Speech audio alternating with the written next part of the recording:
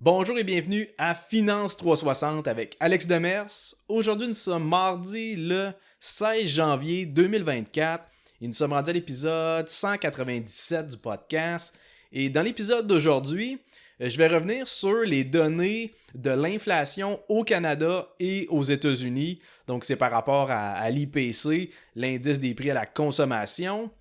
Ensuite, je vais vous parler de l'autorisation de la part de la SEC, qui est l'autorité des marchés financiers aux États-Unis. Et en fait, ils ont autorisé les FNB Spot Bitcoin. Donc, ça a été la grosse annonce la semaine passée. Et dernière chose, je veux vous parler des plans de financement Buy Now, Pay Later. Donc, en français, c'est acheter maintenant, payer plus tard.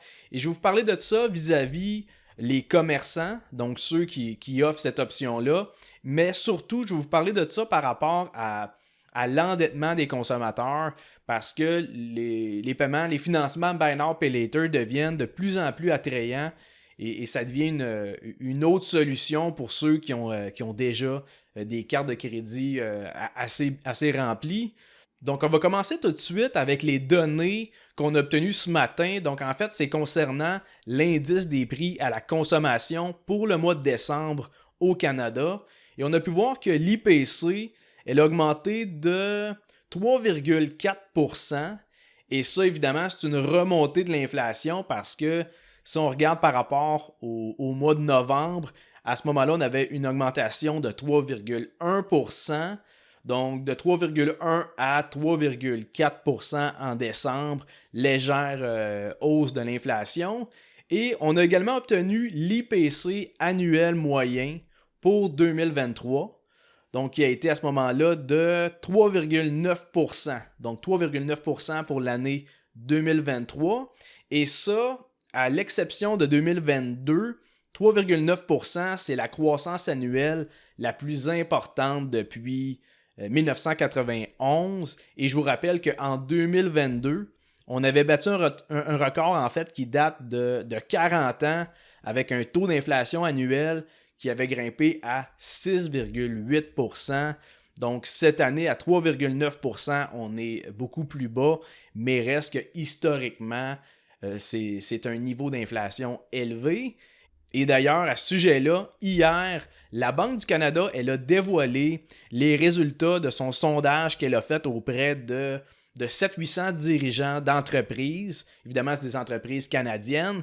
Et c'était dans le but de connaître leurs attentes vis-à-vis de l'inflation, donc l'inflation pour les années à venir.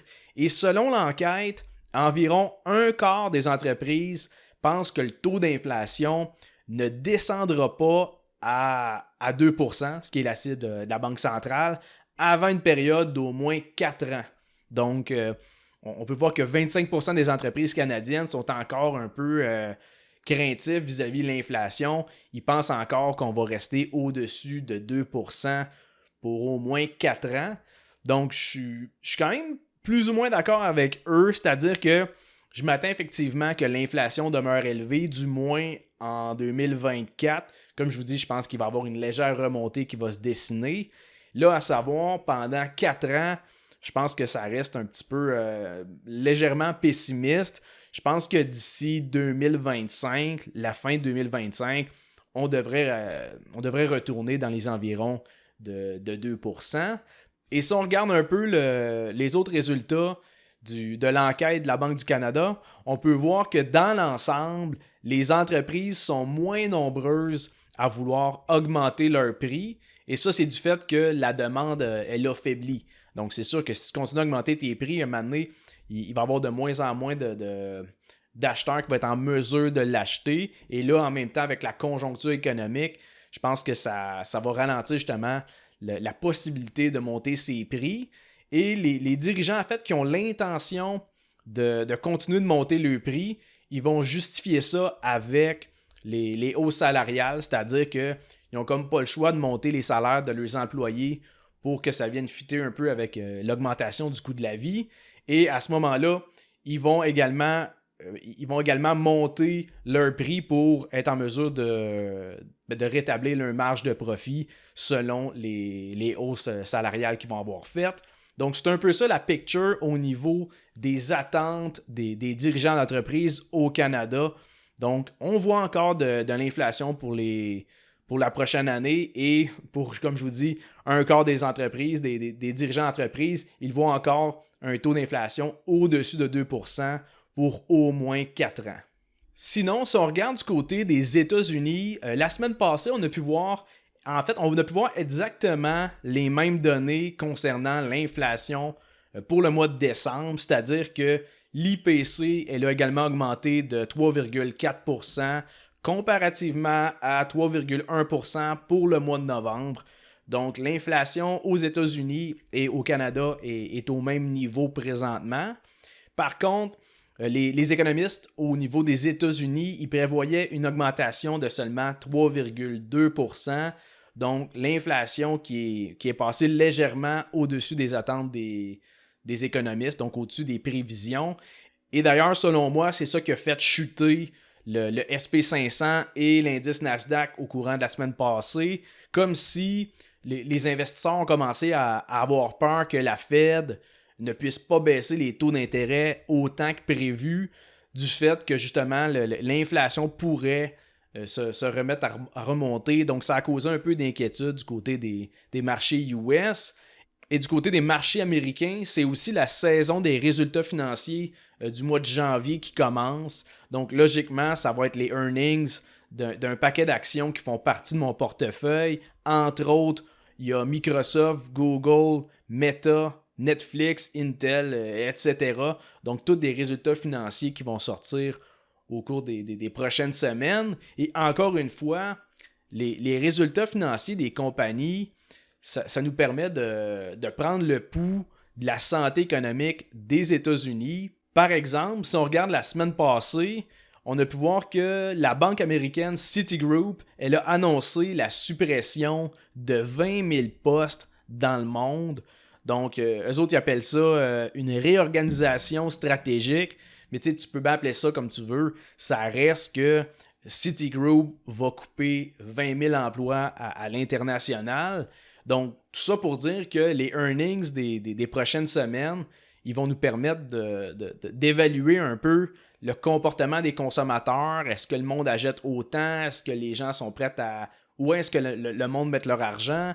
Donc, en fait, le dévoilement des earnings, ça nous permet de venir justement mesurer les revenus et les bénéfices par rapport au dernier trimestre, par rapport à l'année passée, voir est-ce qu'il y a de la croissance, est-ce qu'il y a des baisses dans certains départements, dans certaines industries.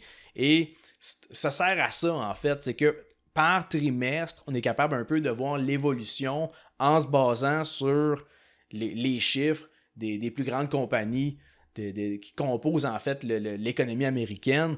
Donc, c'est une période qui est super importante et qui amène également son lot de volatilité sur les marchés boursiers. Et pour clore le volet des marchés US, si on regarde du côté des graphiques, les graphiques en journalier, on regarde l'indice SP500 et l'indice Nasdaq, la picture est similaire et on peut constater qu'il y a un double top, c'est-à-dire un double sommet qui commence à prendre forme. Puis tu sais, en analyse technique, les figures chartistes comme un double top, un double sommet, si ça se concrétise, à ce moment-là, les indices boursiers pourraient se mettre à chuter fortement dans les semaines à venir. Encore une fois, que ce soit un double top ou un head and shoulder ou peu importe la figure chartiste, présentement, le double sommet ne s'est pas encore dessiné. Et deuxièmement, l'analyse technique, c'est pas une garantie non plus. C'est-à-dire que c'est davantage une question de probabilité que de certitude. Mais présentement, c'est ça qui se dessine du côté des graphiques des indices boursiers américains. Maintenant, je vais vous parler de la dernière nouvelle du côté de la crypto, la nouvelle qui a fait les grands titres dernièrement. Et en fait, c'est du côté des marchés US. En fait, les FNB Spot Bitcoin cotés sur les marchés américains ont été acceptés par la SEC. Donc, il y a maintenant une dizaine d'ETF qui vont permettre aux investisseurs d'avoir une exposure au Bitcoin. Il faut savoir qu'il y avait déjà des FNB qui suivaient le rendement du Bitcoin, sauf qu'ils utilisaient les futures. Les futures, en français, c'est les contrats à terme. Mais là, dans le cas d'un ETF qu'on appelle spot, ils détiennent réellement du Bitcoin. Donc, c'est pas juste via les contrats à terme, c'est réellement en achetant du Bitcoin. Et grosso modo, c'est une façon pour ceux qui veulent acheter du Bitcoin d'en avoir sans passer par l'intermédiaire d'une bourse de crypto-monnaie comme Coinbase et sans devoir également gérer le volet du stockage. Donc, ils n'ont pas besoin de mettre ça sur leur clé, un ledger. Ils vont utiliser le ETF Spot pour détenir indirectement du Bitcoin. Et là, suite à la nouvelle que la SEC approuvait les FNB Spot, le Bitcoin il a atteint un sommet à 48 500 $ US. Sauf que là, depuis l'annonce officielle, le prix est redescendu autour de 43 000 $ US aujourd'hui même. Donc, je vous rappelle par contre qu'au début de l'année 2023, le Bitcoin il oscillait dans les environs de 17 000 $ US. Donc, ça reste une énorme remontée d'environ 155% en seulement un an. Et cette remontée-là s'explique entre autres avec l'anticipation de l'autorisation de la SEC concernant les ETF Spot Bitcoin, mais il y a également l'anticipation du halving du Bitcoin qui va avoir lieu en 2024. Donc, normalement autour de avril, mars. Et pour vous expliquer rapidement, ça consiste en quoi un halving du Bitcoin? En fait, c'est un événement qui a été programmé dans le protocole du Bitcoin et qui fait en sorte que la récompense pour miner du Bitcoin, un bloc de Bitcoin en fait, elle est réduite de moitié. Et ça, c'est à chaque 210 000 blocs. Et le but de ça, en fait, c'est de réduire le nombre de nouveaux coins entrant dans le réseau jusqu'à atteindre le nombre maximal qui est défini à 21 millions. Donc, autrement dit, on sait déjà d'avance qu'il n'y aura jamais plus que 21 millions de Bitcoin. Et le halving, en fait, vient comme ralentir ce processus-là pour que ce soit de plus en plus difficile de miner du Bitcoin. Et d'ailleurs, c'est un peu l'argument de ceux qui croient en cette crypto-monnaie-là parce que c'est ça qui lui donne un peu sa valeur du fait que la valeur du Bitcoin découle du phénomène de rareté parce qu'on sait qu'il va y avoir un nombre maximal, contrairement aux devises standards comme le dollar ou l'euro que les banques centrales peuvent imprimer à l'infini, ce qui vient nécessairement dévaloriser la monnaie. Bref, pour revenir sur l'engouement, le hype sur les ETF Spot Bitcoin, de mon côté, je vais être bien honnête, je comprends pas trop l'excitement par rapport à l'arrivée de ce type de ETF-là sur les marchés US parce que, de un, il existait déjà des ETF pour reproduire le rendement du Bitcoin. Comme je vous dis, c'était via les futures. Mais tu sais, c'est une approche pour obtenir le même genre de performance. Donc, je suis pas sûr que ce soit un game changer tant que ça. De deux, il y avait aussi déjà des FNB Spot Bitcoin. C'est juste qu'ils n'étaient pas cotés sur les bourses américaines. Juste à titre d'exemple, ça fait longtemps qu'on a un FNB Spot Bitcoin au Canada. En fait, sur le TSX, ça fait depuis février 2021 que ça existe. Donc, ce que je veux dire par là, c'est que les personnes qui voulaient vraiment avoir une exposition au Bitcoin, il y avait déjà bien d'autres façons de le faire.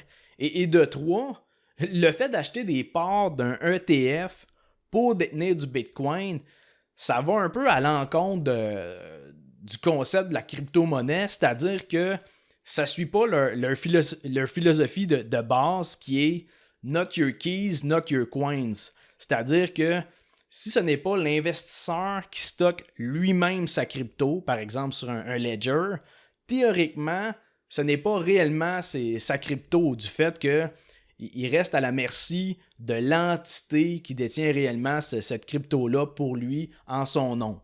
Bref, mon point par rapport à ça, c'est que je ne suis pas convaincu que l'arrivée des FNB Spot Bitcoin sur les marchés US, ça va attirer un bassin de nouveaux investisseurs. Je pense que la très grande majorité de ceux qui croient vraiment au Bitcoin, ben, ils en ont déjà acheté depuis longtemps. Ils ont trouvé une manière ou une autre d'avoir une exposition à cette crypto-là. Et je suis peut-être dans l'erreur, mais de mon côté, je m'attends davantage à ce qu'il y ait une certaine prise de profit par un certain nombre d'investisseurs. Donc, suite à la remontée qui était en anticipation de l'autorisation de la SEC. Et comme je vous dis, de mon côté, je pense que le prix du Bitcoin devrait redescendre peut-être dans les environs de 38 000 US, 40 000 US, que cette remontée-là était un peu basée sur des fausses attentes par rapport à l'engouement que ça va venir créer, c'est-à-dire est-ce que réellement les FNB Spot Bitcoin sur les marchés américains vont réellement amener une nouvelle vague d'acheteurs pour du Bitcoin? C'est ce volet-là que je ne suis pas convaincu, mais c'est ça mon opinion par rapport au Bitcoin, et je tiens à préciser encore une fois, je ne détiens pas de Bitcoin, d'Ethereum ou n'importe quel autre type de crypto-monnaie. Je n'ai pas d'exposition à la crypto. Cette classe d'actifs-là ne répond pas à mes critères d'investissement. Sinon, ce que je voulais vous parler dans l'épisode d'aujourd'hui, c'est les plans acheter maintenant, payer plus tard. Ces options-là qui sont mieux connues sous le nom de Buy Now, Pay Later. Et on peut penser à Affirm, Afterpay, Klarna. C'est toutes des compagnies qui offrent en fait de financer vos achats avec des paiements différés sans intérêt. Et comme je vous dis, en théorie, ça a l'air super intéressant parce que ça évite aux consommateurs de sortir la somme au complet au moment de l'achat, et ça permet d'étirer le paiement sur quelques semaines sans payer d'intérêt. Donc, théoriquement, c'est plus avantageux que d'utiliser une carte de crédit à 20% d'intérêt. Et je donne un exemple concret. Disons que je me magasine une paire de bottes, puis que je vais sur le site de Harry Rosen, je trouve une paire de bottes à 500$ plus taxes. Donc, je regarde sur le site web et je peux voir que j'ai l'option d'acheter avec Klarna, et en utilisant ce financement-là, je vais pouvoir payer en 4 versements de 125$ plus taxes. Et pour être approuvé, Klarna va faire ce qu'on appelle un soft credit check. Donc, autrement dit, c'est une vérification de crédit qui est très de base. Et ce que ça fait, c'est que 95% du monde vont être acceptés pour ce type de financement-là. C'est pas une enquête de crédit très poussée. Puis ensuite de ça, à l'achat, donc on reprend l'exemple des bottes à 500$ plus taxes, à l'achat, tu payes 25% du total. Donc, dans ce cas-là, 125$ plus taxes. Et ensuite, tu payes 25% à chaque 2 semaines. Donc, 6 semaines plus tard, l'achat est payé au complet sans aucun intérêt. Donc, c'est un peu comme ça que ça fonctionne avec Klarna. J'ai pas vérifié avec Afterpay, Affirm, à quoi ressemble chacune de leurs modalités, mais l'idée reste très similaire. Ça reste une méthode que tu achètes maintenant et que tu payes plus tard avec des paiements différés. Et la problématique avec ça, c'est que de plus en plus de commerçants vont adopter ce type de plan-là d'acheter maintenant et de payer plus tard. Par exemple, on peut penser à Walmart, qui est, on s'entend, une énorme compagnie. Et maintenant, Walmart offre le financement via Klarna pour ses clients qui vont magasiner sur leur site web en ligne ou même sur leur application. Et le danger de ça, c'est que les consommateurs peuvent se retrouver à dépenser de l'argent qu'ils n'ont pas en finançant justement leur achat avec du Buy Now, Pay Later. Et à ce moment-là, ils pourraient se retrouver avec une liste de paiements qui se rajoute à leur prêt actuel, leur carte de crédit, leur marge de crédit, leur versement hypothécaire, etc.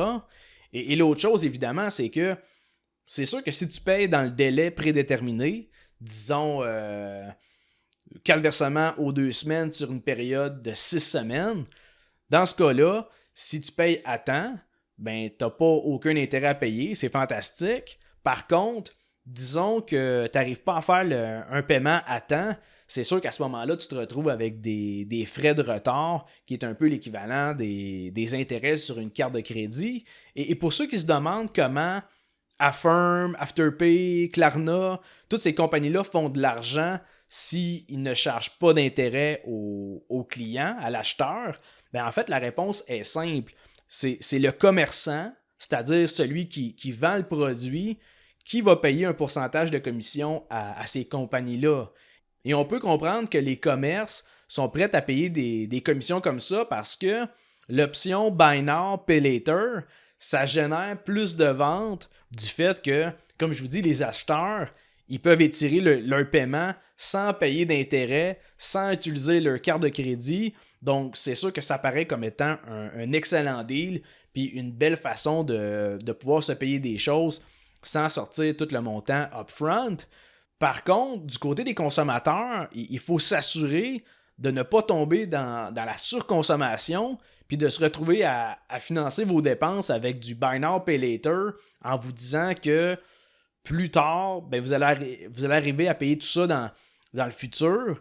Encore une fois, c'est un peu le même thinking que avec l'utilisation d'une carte de crédit. C'est-à-dire que si tu utilises bien ta Visa ou ta Mastercard, ben tu fais des achats, tu gagnes des remises en argent, du cashback, ou tu gagnes des points récompenses, puis tu rembourses la totalité de ton solde, et à ce moment-là, ben tu payes aucun intérêt aussi. Et si tout le monde faisait ça, ben il n'y en aurait pas de problème parce que tu utiliserais les cartes de crédit pour financer tes achats, entre guillemets, mais tu les rembourses avant le délai de grâce, donc tu ne payes pas d'intérêt, et par le fait même, en même temps, ben, tu gagnes des remises en argent ou des points récompenses, des Earn Miles, quoi que ce soit. Donc, ce serait avantageux de faire ça, d'utiliser sa carte de crédit. Mais malheureusement, présentement, si on regarde au Canada, il y a des milliards de dollars en soldes impayés sur les cartes de crédit. Donc, visiblement, ce n'est pas une approche que la majorité des consommateurs utilisent. Et c'est ça qui me fait peur avec le Buy Now, Pay Later, c'est-à-dire que avec l'option d'acheter maintenant et de payer plus tard, sur papier, c'est une belle possibilité du côté cash flow d'étendre son paiement sans payer aucun intérêt. Par contre, au même titre que la carte de crédit, si c'est mal géré puis on utilise le Buy Now, Pay Later pour financer des achats qu'on n'a pas les moyens de faire, c'est là que ça devient un problème qui peut affecter les finances personnelles des consommateurs, et c'est vers là que je pense qu'on se dirige, c'est-à-dire que en plus des cartes de crédit, maintenant les compagnies de Buy Now, Pay Later, je pense que ça va être un autre élément qui va venir contribuer à l'endettement des ménages. Donc, surveiller ce type de financement-là. Je suis pas en train de dire que c'est mauvais. Je pense que tu peux utiliser Klarna, Affirm ou toute autre option de Buy Now, Pay Later, sauf qu'il faut que ça soit fait de manière stratégique.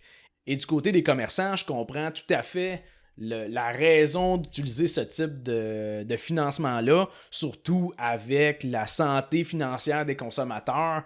Je pense que ça te permet de générer davantage de ventes, sauf qu'à long terme, je ne suis pas convaincu que le Buy Now, Pay Later pour le grand public, ce soit une bonne chose. Donc, c'est sûr que c'est des données que je vais surveiller par rapport au Buy Now, Pay Later, autant comment les entreprises l'utilisent que les répercussions sur les consommateurs.